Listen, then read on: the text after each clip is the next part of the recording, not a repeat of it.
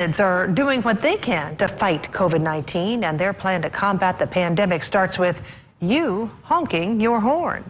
The effort is ongoing right now on Walnut Street in Evansville, and that's where we find Eyewitness News' Miranda Meister to tell us what they're doing. Miranda? Shelley, this started as a competition between brother and sister, but it's turned into their way of helping people out during this trying time.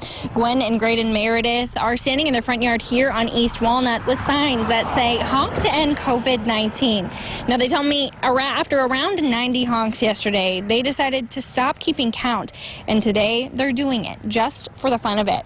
Now, later on tonight on Eyewitness News, I'll give you more of their story and the backstory as to how it exactly got started.